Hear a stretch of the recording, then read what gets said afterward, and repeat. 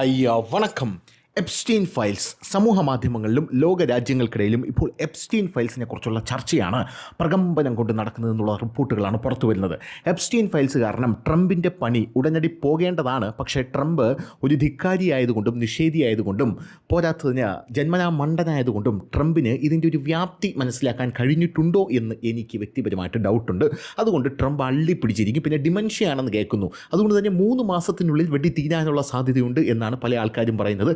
അങ്ങനെ തീരുകയാണെങ്കിൽ അമേരിക്കയുടെ ആ ഒരു ഇതിനു വേണ്ടിയിട്ട് ഞാൻ ഭരണത്തിലേറാൻ തയ്യാറാണ് എന്ന് JD വാൻസ് പറഞ്ഞിട്ടുണ്ട്. അതായത് അവിടുത്തെ ഇപ്പോൾ ട്രംപിൻ്റെ അനുയായിയായിട്ട് നിൽക്കുന്ന ഒരു വ്യക്തിയാണ് JD വാൻസ് എന്ന് പറഞ്ഞിരിക്കുന്നത്. ഇനി ഇംഗ്ലണ്ടിലേക്ക് വന്നു കഴിഞ്ഞാൽ കെയർ സ്റ്റാർമറാണ് ഇപ്പോൾ ഇംഗ്ലണ്ടിൻ്റെ പ്രധാനമന്ത്രിയായിട്ട് നിൽക്കുന്നത്.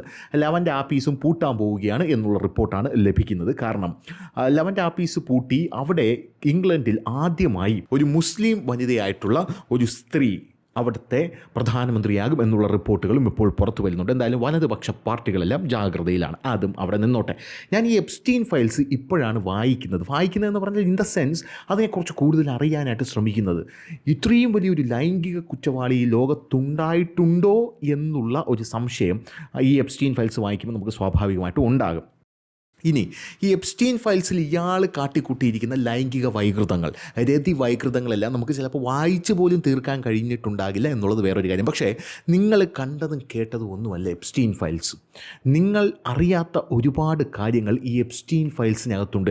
എപ്സ്റ്റീൻ എന്ന് പറയുന്ന ഈ വ്യക്തി അയാൾ യഥാർത്ഥത്തിൽ എത്ര വലിയ ക്രിമിനലാണ് എന്നുള്ളതിൻ്റെ ഒരു വ്യക്തമായിട്ടുള്ള റിപ്പോർട്ട് ഇപ്പോൾ വന്നിട്ടുണ്ട്. ലൈംഗിക പീഡനമോ അല്ലെങ്കിൽ പിഡോഫിൽ ആയിട്ടുള്ള ആൾക്കാരെ ഒരു സംയോജനമോ കുട്ടികളിൽ ലൈംഗിക രതി വൈകൃതം കണ്ടെത്തുന്ന ഒരു സംഭവം ഒന്നുമല്ല യഥാർത്ഥത്തിൽ ഈ എപ്സ്റ്റീൻ ഫയൽസ് എന്ന് പറയുന്നത്. അതിന് മറ്റൊരു വശം കൂടെയുണ്ട്.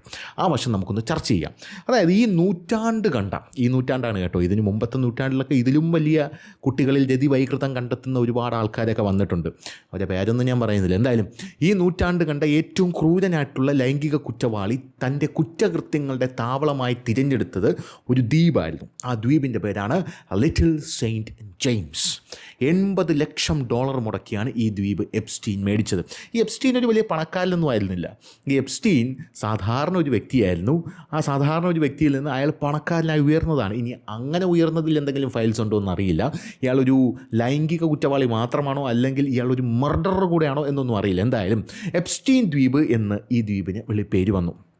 ഇയാൾ മേടിച്ച ദ്വീപിന് 1998 മുതൽ 2019 വരെ അമേരിക്കൻ ധനകാര്യ വിദഗ്ധനും ലൈംഗിക കുറ്റവാളിയുമായിട്ടുള്ള ജെഫ്രി എപ്സ്റ്റീൻ്റെ ഉടമസ്ഥതയിലായിരുന്നു ഈ ദ്വീപ് എന്ന് പറയുന്നത്.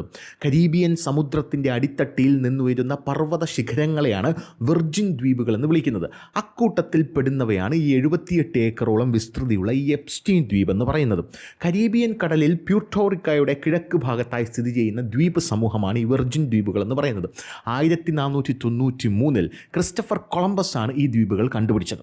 ഈ ദ്വീപുകളെ ഭരണഘടനാപരമായി 3ആയി തിരിച്ചിട്ടുമുണ്ട്. സെൻറ്റ് തോമസ് ദ്വീപിന് അടുത്തായി സെൻറ്റ് ജോണിനും സമീപമുള്ള ഒരു ചെറു ദ്വീപാണ് ഈ ലിറ്റിൽ സെൻറ്റ് ജെയിംസ് എന്ന് പറയുന്നത്. എപ്സ്റ്റീൻ ദ്വീപ് എന്ന് പൊതുവെ വിളിക്കുന്ന ഈ ദ്വീപിലാണ് കൊച്ചു കുട്ടികളെ അടക്കം ലൈംഗിക തടവുകാരാക്കി പാർപ്പിച്ചിരുന്നത്. 1998 $80 ലക്ഷം നൽകിയാണ് അയാൾ ഈ ദ്വീപ് സ്വന്തമാക്കിയത്. കരീബിയൻ കടലിലെ ലിറ്റിൽ സെൻറ്റ് ജെയിംസ് എന്ന ദ്വീപ് ആഡംബരങ്ങളുടെ ഒരു ലോകമായിരുന്നു എന്നോർത്താണ് നമ്മൾ മനസ്സിലാക്കേണ്ടത്. വേറൊരു കാര്യമെന്ന് പറയുന്നത് പെൺകുട്ടികളെ ഇവിടെ പീഡിപ്പിച്ചിരുന്നു എന്ന വിവരം പുറത്തു വന്നതോടെ പാപികളുടെ ദ്വീപ് എന്ന വിളിപ്പേര് കൂടി ഈ ദ്വീപിന് കിട്ടിയിട്ടുണ്ട്. ഇരയായവർക്ക് അവിടെ നിന്ന് രക്ഷപ്പെടാൻ യാതൊരുവിധ പോംവഴിയുമില്ലായിരുന്നു, അല്ലെങ്കിൽ യാതൊരുവിധ ലൂപ്പ് ഹോളുകളും ഇല്ലായിരുന്നു. തൻ്റെ സ്വകാര്യ വിമാനമായിട്ടുള്ള ലോലിത എക്സ്പ്രസ് എന്ന് വിളിപ്പേരുള്ള ബോയിങ് 727 വിമാനത്തിലാണ് പ്രമുഖരെ എപ്സ്റ്റീൻ ഇവിടെ എത്തിച്ചിരുന്നത്. മുതിർന്ന വ്യക്തിക്ക് 12 വയസ്സുകാരിയോട് അഭിനിവേശം തോന്നുന്നത് പ്രമേയമായിട്ടുള്ള റഷ്യൻ നോവലിസ്റ്റ് വ്ളാഡിമിർ നെബോഗോവിൻ്റെ ലോലിത എന്ന നോവലിനെ ഓർമ്മിപ്പിച്ച് മാധ്യമങ്ങളാണ് വിമാനത്തിന് ഈ പേരിട്ടിരിക്കുന്നത്. അപ്പോൾ ഇതുവരെയുള്ള കഥകളൊക്കെ വളരെ ക്ലിയറാണ്. ഇനി അടുത്തതാണ് ഞെട്ടിക്കുന്ന വിഷയം എന്ന് പറയുന്നത്. എപ്സ്റ്റീൻ എന്ന് പറയുന്ന ഈ ലൈംഗിക കുറ്റവാളി ഇയാൾക്കൊരു 2 മണിക്കൂറിൽ കൂടുതൽ പോലും ഇജാക്കുലേറ്റ് ചെയ്യാതെ നിൽക്കാനായിട്ട് സാധിക്കില്ലല്ലോ. എപ്സ്റ്റീൻ്റെ ബീജം, അതായത് സെമൻ അല്ലെങ്കിൽ സ്പേം, ഇതുപയോഗിച്ച് ഒരു സൂപ്പർ റേസിനെ സൃഷ്ടിക്കാനുള്ള നീക്കം നടത്തിയിരുന്നു എന്നുള്ള ഞെട്ടിക്കുന്ന റിപ്പോർട്ടുകളാണ് പുറത്തു വരുന്നത്. ന്യൂ മെക്സിക്കോയിലെ ബേബി റാഞ്ച് എന്ന സംവേദനാത്മക വസ്തുതയിലേക്ക് നമ്മൾ കടക്കേണ്ടതായിട്ടുണ്ട്. എന്താണ് സംഭവം നമുക്ക് നോക്കാം. അതായത് ജെഫ്രി എപ്സ്റ്റീൻ്റെ മരണത്തിന് വർഷങ്ങൾക്ക് ശേഷം പുറത്തു വന്ന ദശലക്ഷക്കണക്കിന് രേഖകളിൽ നിന്ന് ഓരോ ദിവസവും വരുന്ന പുതിയ വിശദാംശങ്ങൾ ഞെട്ടിക്കുന്നതാണ്. എപ്സ്റ്റീൻ്റെ ചിന്തകളെയും പദ്ധതികളെയും കുറിച്ചുള്ള മറ്റൊരു സെൻസേഷണൽ വിവരങ്ങൾ ഈ രേഖകൾ വെളിപ്പെടുത്തിയിട്ടുണ്ട്. അതാണ് ഞാനിപ്പോൾ പറഞ്ഞ ഒരു പുതിയ റേസിനെ സൃഷ്ടിക്കാനുള്ള എപ്സ്റ്റീൻ്റെ ശ്രമം.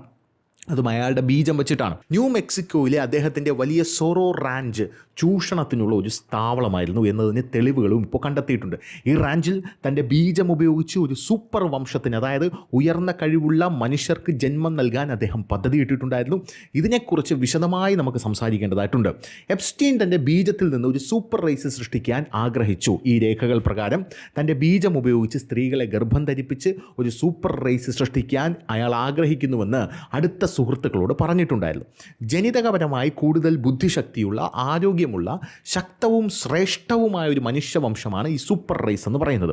അദ്ദേഹത്തിൻ്റെ പദ്ധതി ചിലർ ബേബി റാഞ്ച് പ്ലാൻ എന്നാണ് വിളിച്ചിരുന്നത്. അങ്ങനെ ഒരു പേരാണ് അയാളുടെ സുഹൃത്തുക്കൾ കൊടുത്തിരുന്നത്. ഈ പദ്ധതി യഥാർത്ഥത്തിൽ നടപ്പിലാക്കിയതായി യാതൊരുവിധ തെളിവുകളും ഇപ്പോൾ കണ്ടെത്തിയിട്ടില്ല. എന്നാൽ മനുഷ്യ പുനരുൽപാദനത്തെയും ജൈവിക നിയന്ത്രണത്തെയും കുറിച്ച് എപ്സ്റ്റീന് അസാധാരണവും വിവാദപരമായിട്ടുള്ള വീക്ഷണങ്ങൾ ഉണ്ടായിരുന്നുവെന്ന് ഇയാളുടെ ചർച്ചകൾ തന്നെ വ്യക്തമാക്കുന്നു. സോറോ റാഞ്ച് നിരവധി പെൺകുട്ടികളെ ചൂഷണം ചെയ്യുന്നതിനാണ് സാക്ഷ്യം വഹിച്ചത്. ന്യൂ മെക്സിക്കോയിലെ വിശാലമായ സോറോ റാഞ്ചിൽ നിരവധി പെൺകുട്ടികളെ കൊണ്ടിറക്കുകയും ലൈംഗികമായി ചൂഷണം ചെയ്യുകയും രതിവൈകൃതങ്ങൾ കൊണ്ട് ആ പെൺകുട്ടികളെ മൂടുകയും ഇയാൾ ചെയ്തിട്ടുണ്ട്.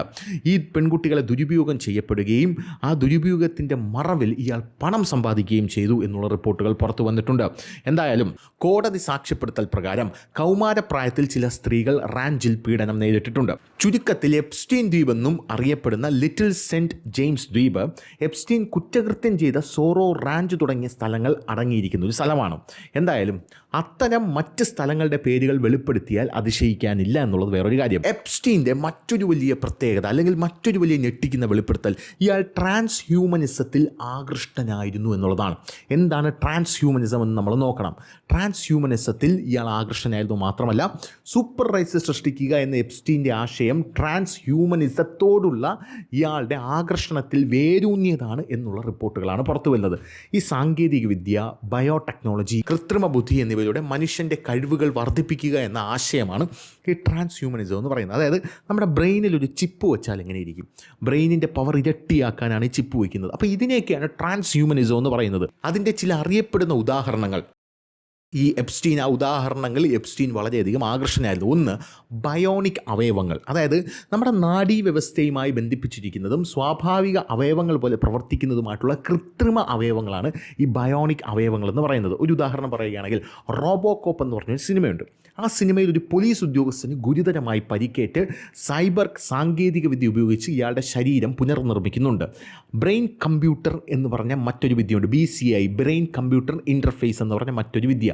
തലച്ചോറിനെ നേരിട്ടൊരു കമ്പ്യൂട്ടറിലേക്കോ ചിപ്പിലേക്കോ ബന്ധിപ്പിച്ചുകൊണ്ട് മെമ്മറി, ആശയവിനിമയം അല്ലെങ്കിൽ നിയന്ത്രണ ശേഷികൾ വർദ്ധിപ്പിക്കാനുള്ള ശ്രമമാണ് ഈ BCI എന്ന് പറയുന്ന വിദ്യ എന്ന് പറയുന്നത്. ഇനി ന്യൂറാലിങ്ക് പ്രോജക്റ്റ് എന്ന് പറഞ്ഞ ഈ ട്രാൻസ് ഹ്യൂമനിസവുമായിട്ട് ബന്ധപ്പെട്ട മറ്റൊരു പ്രോജക്റ്റ് ഉണ്ട്. ജീൻ എഡിറ്റിംഗ്, ജനിതക പരിഷ്കരണങ്ങളിലൂടെ രോഗങ്ങൾ ഇല്ലാതാക്കുകയോ ശാരീരിക കഴിവുകൾ മെച്ചപ്പെടുത്തുകയോ ചെയ്യുന്നു. ഇനി ആൻറ്റി ഏജിങ് ടെക്നോളജി ഉണ്ട്. വാർദ്ധക്യം മന്ദഗതിയിലാക്കുന്നതിനോ ആയുസ് വർദ്ധിപ്പിക്കുന്നതിനോ ഉള്ള ഒരു ശാസ്ത്രീയ രീതിയാണ് ഈ ആൻറ്റി ഏജിങ് ടെക്നോളജി എന്ന് പറയുന്നത്. ഇനി എക്സോസ്കെലിറ്റൻ സ്യൂട്ട്, അതിലും ഇയാൾ ആകൃഷ്ടനായിരുന്നു. ഒരു വ്യക്തിയുടെ ശക്തിയും നടത്തശേഷിയും വർദ്ധിപ്പിക്കാൻ കഴിയുന്ന ഒരു ധരിക്കാവുന്ന ഒരു റോബോട്ടിക് സ്യൂട്ടാണ് ഈ എക്സോസ്കെലിറ്റൻ ഷൂട്ട് എന്ന് പറയുന്നത്. ഇനി ഈ ഉദാഹരണം പറയുകയാണെങ്കിൽ നമുക്ക് വളരെ കൃത്യമായിട്ട് അറിയാം, മാർവൽ സിനിമകളിൽ ടോണി സ്റ്റാർക്കിൻ്റെ കഥാപാത്രമുണ്ട്, അയൺ മാൻ. ഈ എല്ലാ ശ്രമങ്ങളിലൂടെയും പ്രധാന ലക്ഷ്യം സാങ്കേതിക വിദ്യയിലൂടെ മനുഷ്യ ശരീരത്തിനെയും തലച്ചോറിൻ്റെയും സ്വാഭാവിക പരിധികൾ മറികടക്കുക എന്നുള്ളതായിരുന്നു എപ്സ്റ്റീൻ്റെ പ്രധാനപ്പെട്ട ശ്രമം എന്ന് പറയുന്നത്. എന്നാൽ ഈ പ്രത്യയശാസ്ത്രത്തിൻ്റെ അതിര് കടന്ന പ്രവർത്തനങ്ങൾ ചിലപ്പോൾ ഉന്നത മനുഷ്യവർഗത്തെ സൃഷ്ടിക്കുക എന്ന ആശയം ഉൾപ്പെടെ യൂജനിക്സ് പോലുള്ള വിവാദപരമായിട്ടുള്ള വിശ്വാസങ്ങളിലേക്ക് നയിച്ചേക്കാമെന്നാണ് ഇപ്പോൾ എപ്സ്റ്റീൻ്റെ വിമർശകർ പറയുന്നത്. ഇനി എന്താണ് യൂജനിക്സ്? അതായത് ഈ ട്രാൻസ് ഹ്യൂമനിസത്തിൻ്റെ കൂടുതലായിട്ടുള്ള ഓവറായിട്ടുള്ള പരീക്ഷണങ്ങൾ യൂജനിക്സിലേക്ക് നയിച്ചേക്കുക എന്ന് പറയുന്നത്. എന്താണ് യൂജനിക്സ്? മനുഷ്യവംശത്തെ മെച്ചപ്പെടുത്താൻ സെലക്റ്റീവ് ബ്രീഡിംഗ് അല്ലെങ്കിൽ ജനിതക നിയന്ത്രണം ഉപയോഗിക്കണമെന്ന് വിശ്വസിക്കുന്ന ഒരു തത്വശാസ്ത്രമാണ് യൂജനിക്സ് എന്ന് പറയുന്നത്. അതായത് എൻ്റെ ഈ ബ്രീഡിനെ കുറച്ച് കൂടുതൽ മെച്ചപ്പെടുത്താൻ, അല്ലെങ്കിൽ ഞാനൊരു ആ മനുഷ്യനെ മെച്ചപ്പെടുത്താനായിട്ട് എന്തുപയോഗിക്കണം? ജനിതക നിയന്ത്രണം അല്ലെങ്കിൽ സെലക്റ്റീവ് ബ്രീഡിംഗ് നടത്തണം. ഇതാണ് യൂജെനിക്സ് എന്ന് പറയുന്നത്. അങ്ങനത്തെ ഒരു തത്വശാസ്ത്രമാണ് യൂജെനിക്സ്. അതായത് നല്ല സ്വഭാവമുള്ള ആളുകൾ കൂടുതൽ സന്താനങ്ങളെ ഉൽപ്പാദിപ്പിക്കുകയും അനഭിലഷണീയമായ സ്വഭാവമുള്ള ആളുകളെ പുനരുത്പാദിപ്പിക്കുന്നതിൽ നിന്ന് നിയന്ത്രിക്കുകയും വേണം എന്നുള്ളതാണ് പ്രധാനമായിട്ടുള്ള ഒരു സംഭവം എന്ന് പറയുന്നത്.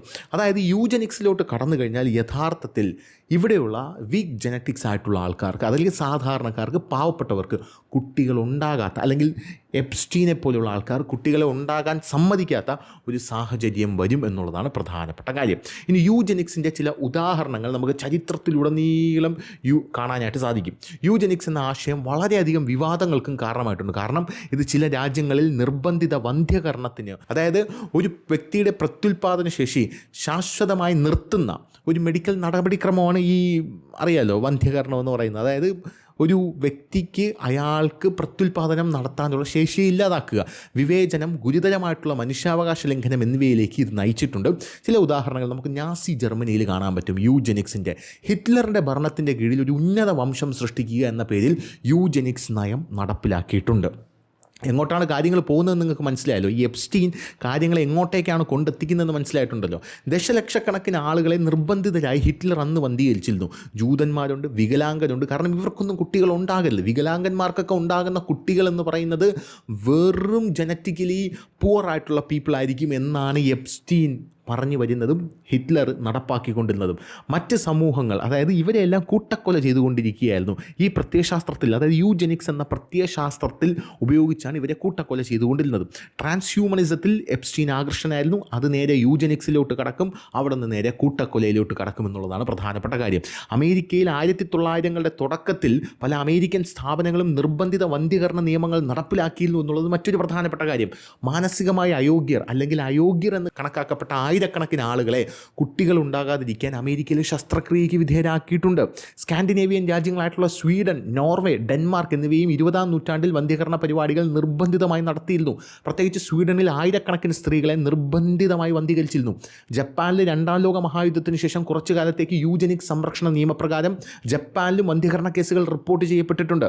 മനുഷ്യാവകാശ ലംഘനം കാരണം ഇന്ന് ധാർമ്മിക വീക്ഷണകോണിൽ നിന്ന് യൂജനിക്സ് പൂർണ്ണമായും അസ്വീകാര്യമാണ് എന്നുള്ളതാണ് ഈ കാലഘട്ടത്തിൻ്റെ പ്രത്യേകത എന്ന് പറയുന്നത്. എന്നിരുന്നാലും ആ ദിശയിലേക്ക് നീങ്ങാൻ എപ്സ്റ്റീൻ മടിച്ചില്ല എന്നും റിപ്പോർട്ടിൽ പറയുന്നുണ്ട്. അക്കാഡമിക് ശാസ്ത്രമേഖലകളിൽ സ്വാധീനം വർദ്ധിപ്പിക്കാനുള്ള ശ്രമം, അക്കാഡമിക് ശാസ്ത്രമേഖലകളിൽ ഏറ്റവും അധികം പ്രതിഭ തെളിയിക്കാനുള്ള ആ ഒരു ശ്രമം എപ്സ്റ്റീൻ നടത്തിയിരുന്നു. ഗവേഷണ പദ്ധതികൾ നടത്തി, സമ്മേളനങ്ങൾ നടത്തി, പരിപാടികൾ എന്നിവയ്ക്ക് ധനസഹായം വലിയ രീതിയിൽ നൽകി, പ്രമുഖ ശാസ്ത്രജ്ഞന്മാരെയും ചിന്തകരുമായും ബന്ധം സ്ഥാപിച്ചു, സാമ്പത്തിക സഹായം നൽകിക്കൊണ്ടും ആഡംബര പരിപാടികൾ സംഘടിപ്പിച്ചും ഇയാൾ ശാസ്ത്ര പുരോഗതിയുടെ ഒരു പിന്തുണക്കാരനായി ഇയാളെ തന്നെ സ്വയം അവതരിപ്പിക്കുകയായിരുന്നു. അതാണ് എപ്സ്റ്റീൻ എന്ന് പറഞ്ഞ വ്യക്തി ചെയ്തത്.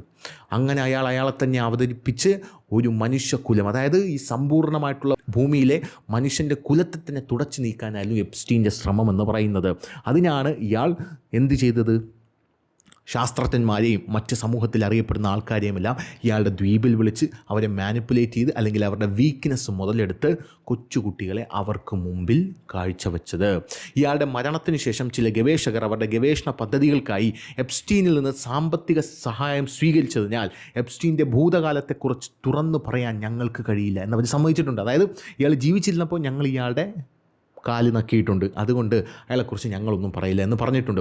പുനരുൽപാദനത്തെയും ജനസംഖ്യയും കുറിച്ചുള്ള എപ്സ്റ്റീൻ്റെ വിവാദപരമായിട്ടുള്ള ആശയങ്ങൾ, ചിലരുടെ അഭിപ്രായത്തിൽ എപ്സ്റ്റീൻ പലപ്പോഴും ജനസംഖ്യ വളർച്ചയും മനുഷ്യൻ്റെ പുനരുൽപാദനത്തെയും കുറിച്ച് ചർച്ച ചെയ്തിരുന്നു. ചിലപ്പോൾ ദരിദ്ര രാജ്യങ്ങളിലെ ജനസംഖ്യ വർധനവിനെക്കുറിച്ച് വിവാദമായിട്ടുള്ള വാദങ്ങൾ ഉന്നയിച്ചിരുന്നു. അദ്ദേഹത്തെ ശ്രദ്ധിച്ച ചിലർ മനുഷ്യ ജീവിതത്തെക്കുറിച്ച് എപ്സ്റ്റീന് പൂർണ്ണമായും സ്ഥിതി വിവരക്കണക്ക് മാത്രമുള്ള വീക്ഷണമുണ്ട് എന്നൊക്കെ പറഞ്ഞ് ഇയാളെ പുകഴ്ത്തിയിരുന്നു. ഇത് പലരെയും അസ്വസ്ഥമാക്കിയിരുന്നു എന്നുള്ളതാണ് മറ്റൊരു പ്രധാനപ്പെട്ട ഒരു കാര്യം എന്ന് പറയുന്നത്. എന്തായിരുന്നാലും ഇങ്ങനെയാണ് എപ്സ്റ്റീൻ്റെ കാര്യങ്ങൾ മുന്നോട്ട് പോകുന്നത്. ഇനി എപ്സ്റ്റീൻ്റെ മൃതദേഹം അത് ക്രിയോണിസ്കിലൂടെ മൃതദേഹം സംരക്ഷിക്കാനാണ് ഇയാൾ ആഗ്രഹിച്ചിരുന്നത്. ക്രിയോണിസ്കിലും എപ്സ്റ്റീന് താല്പര്യമുണ്ടായിരുന്നു. ട്രാൻസ്ഹ്യൂമനിസം, അതിൽ നിന്ന് യൂജനിക്സ്, അവിടെ നിന്ന് ഇപ്പോൾ എപ്സ്റ്റീന് താല്പര്യമുണ്ടായിരുന്ന മറ്റൊരു മേഖലയാണ് ക്രിയോണിക്സ്. ഈ ക്രിയോണിക്സിൽ എപ്സ്റ്റീന് മരണശേഷം മനുഷ്യൻ്റെ തലച്ചോറിനെയോ മനുഷ്യ ശരീരത്തെയോ വളരെ കുറഞ്ഞ താപനിലയിൽ മരവിപ്പിച്ച് സംരക്ഷിക്കുന്ന പ്രക്രിയ, അതാണ് ക്രിയോണിക്സ്. അതിലാണ് എപ്സ്റ്റീന് താല്പര്യമുണ്ടായിരുന്നത്. അങ്ങനെ ഭാവിയിൽ സാങ്കേതികവിദ്യ വികസിപ്പിക്കുമ്പോൾ അതിനെ പുനരുജ്ജീവിപ്പിക്കാൻ കഴിയും. ചുരുക്കത്തിൽ പറഞ്ഞാൽ ദിഗംബരൻ. അതായത് എൻ്റെ മൃതദേഹം എടുത്ത് നിങ്ങൾ എണ്ണത്തോണിയിലിട്ട് വെച്ചിരിക്കുക, ഭാവിയിൽ സാങ്കേതികവിദ്യ വികസിപ്പിക്കുമ്പം അതിന് തിരിച്ച് ജീവൻ കൊടുക്കാം എന്ന് വിചാരിക്കുന്ന ഒരു മണ്ടനായിരുന്നു ഈ എപ്സ്റ്റീൻ എന്ന് പറയുന്നത്. ഇനി മണ്ടനെന്ന് ഞാൻ വിളിക്കുന്നില്ല, ഇനി ഇതൊക്കെ നടക്കുകയില്ലെന്ന് നമുക്കറിഞ്ഞൂടല്ലോ. ഇത്രയും വലിയ ശാസ്ത്രലോകത്തിനല്ലേ ഇതൊക്കെ അറിയാമല്ലോ. എന്ത് തന്നെയായിരുന്നാലും ക്രിയോണിക്സിലൂടെ തൻ്റെ മൃതദേഹം സംരക്ഷിക്കാൻ എപ്സ്റ്റീൻ ആഗ്രഹിച്ചു. അത് അദ്ദേഹത്തിൻ്റെ സാങ്കേതികമായി അടിസ്ഥാനമാക്കിയുള്ള ഹൈപ്പർ ഫ്യൂച്ചറിസ്റ്റിക് ഫാൻറ്റസികളെക്കുറിച്ചുള്ള ഒരു ആശയമാണ് നൽകുന്നത്. പരിഹരിക്കപ്പെടാത്ത നിരവധി ചോദ്യങ്ങൾ, എപ്സ്റ്റീൻ്റെ ചിന്തകളും മാനസികാവസ്ഥയും അദ്ദേഹത്തെ വ്യക്തിത്വത്തെക്കുറിച്ചുള്ള ധാരാളം കാര്യങ്ങളും വെളിപ്പെടുത്തുന്നുണ്ട്. ഇയാളുടെ ചില ഫാൻറ്റസികൾ വെറും വ്യക്തിപരമായിട്ടുള്ള വിവാദങ്ങൾക്കപ്പുറം മനുഷ്യൻ്റെ നിലനിൽപ്പിനെയും മനുഷ്യൻ്റെ പുനരുൽപാദനം, ശാസ്ത്രീയ സ്വാധീനം, അധികാര ഉപയോഗം എന്നിവയെക്കുറിച്ചും ഗുരുതരമായിട്ടുള്ള ധാർമ്മികമായിട്ടുള്ള ചോദ്യങ്ങൾ ഉയർത്തുന്നുണ്ട് എന്നുള്ളതാണ് പ്രധാനപ്പെട്ട കാര്യമെന്ന് പറയുന്നത്. അപ്പോൾ എപ്സ്റ്റീൻ ഫയൽസിൽ യഥാർത്ഥത്തിൽ ഈ ലൈംഗിക കുറ്റകൃത്യം മാത്രമല്ല, ഒരു മനുഷ്യ കുലത്തിനെ തന്നെ തുടച്ചു നീക്കാനുള്ള സമ്പൂർണ്ണമായിട്ടുള്ളൊരു പ്ലാനുമായിട്ടാണ് ഈ സാമദ്രോഹി ഈ രാജ്യത്ത് ജീവിച്ചിരുന്നതെന്ന് നമുക്ക് മനസ്സിലാവും. അപ്പോൾ ശരി.